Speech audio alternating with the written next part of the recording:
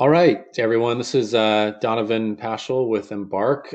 Today we're going to be talking with Nadia Laban, our Peru expert, on our new trek, the Salkantay trek, which is a 6-day lodge to lodge trek covering 45 miles to Machu Picchu. So, with that said, I'm introducing Nadia, and we can get started. Thank you, Donovan. I'm delighted to tell you more about Peru. And here we are starting with a great view of Machu Picchu. So, Peru is a wonderful destination. It's easy to get to from this country, and there are amazing mountains, amazing indigenous people that we can visit. So, we're delighted that Embark is moving into Peru, and especially on this trek. So quickly, most American carriers fly into Peru.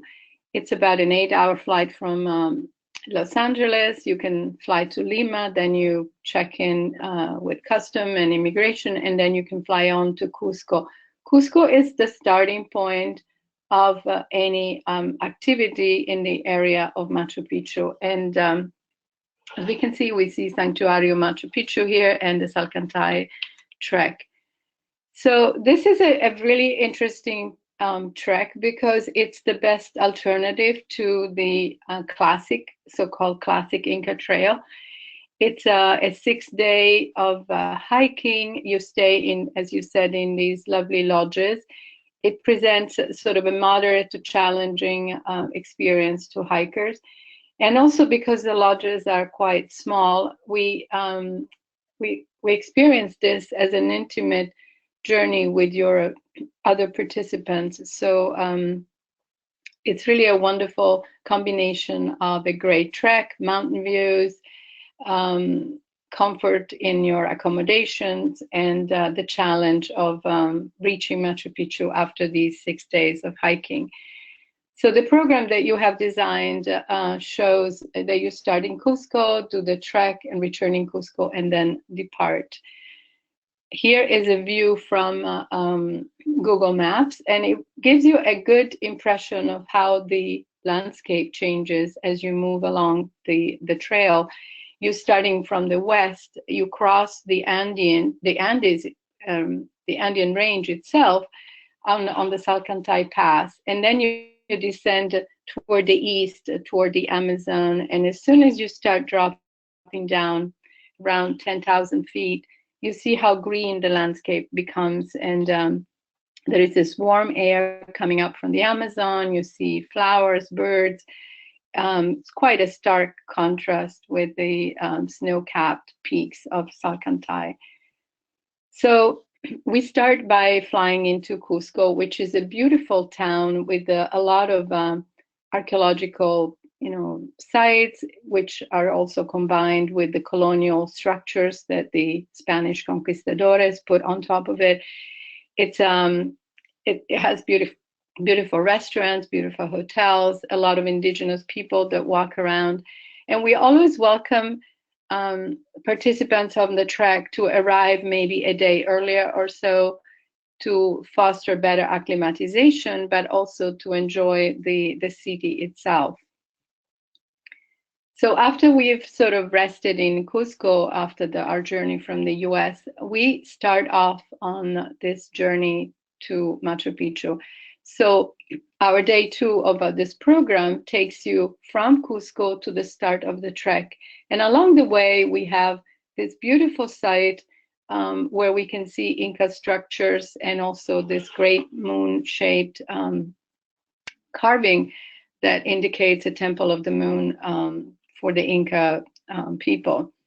We have a lunch at one of these little hacienda, and it's a farm to table type lunch, which is wonderful. And sometimes we also meet a local community, a group of weavers that we can admire their textiles and learn more about what they do to support the families and so forth.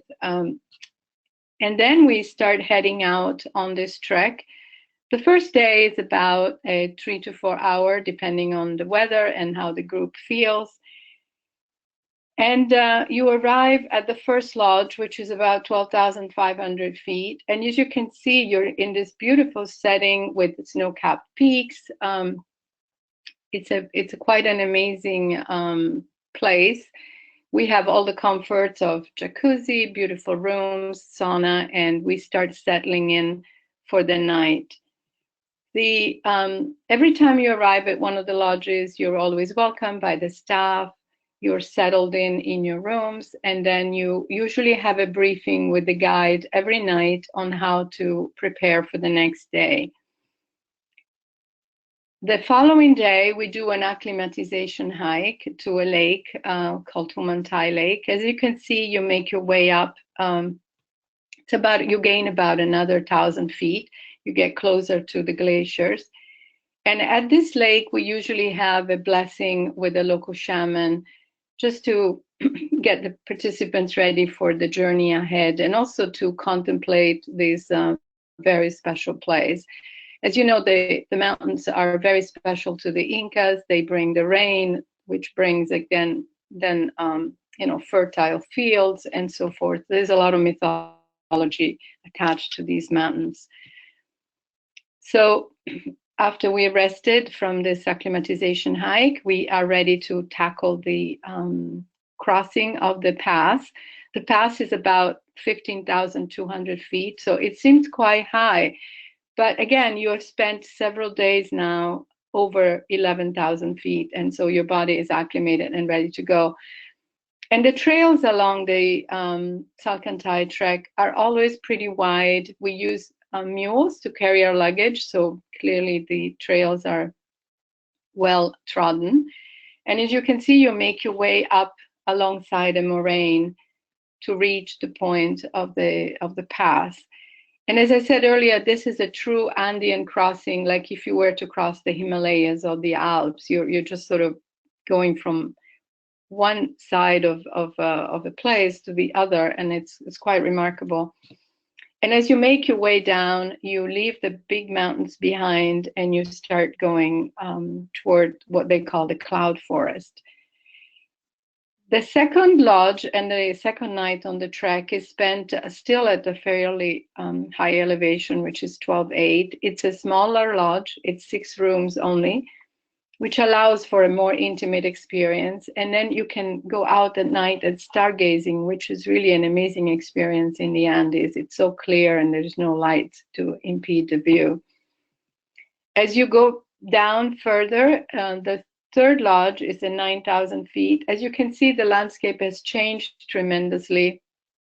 It's much greener. There's more rural communities around this area where they're, farming. And what's interesting is that there is this beautiful mountainside behind the lodge, which is a protected area for the spectacled bear, which is endangered in this area, partly because of the conflict with the farmers. But you can enjoy your jacuzzi here, looking over the river. Quite a nice experience after a day of hiking. One thing that we want to remark also is at the lodges, you always get 3-course meals, lunch and dinner. And at this particular lodge, we also do a ceremonial meal, which is called pachamanca. And it's like you're cooking vegetables and meat under hot stones.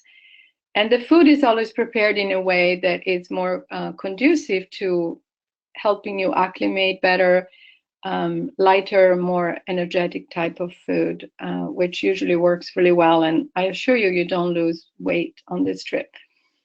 One of the things that is going on along the trip is also that you meet communities, which you never meet on the classic Inca Trail. And we all work towards supporting some of these communities, like a local school nearby, weavers cooperatives, and so forth, because it's an important part of giving back as travelers on these very poor areas. As you continue your trek, you start going further down into the cloud forest. You have bamboo forest. You have beautiful flowers growing, and as I said, you'll hear a lot more birds. So the change in landscape is also an interesting experience. And you finally arrive at the fourth lodge, which is only 7,000 feet.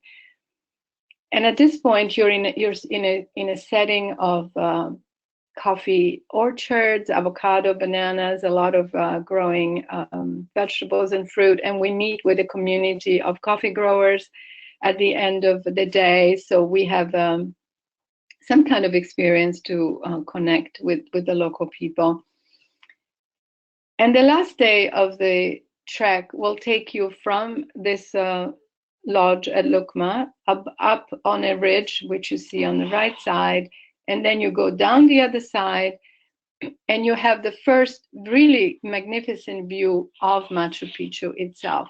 So as you can see here, there is this beautiful ridge. Machu Picchu is set on this ridge.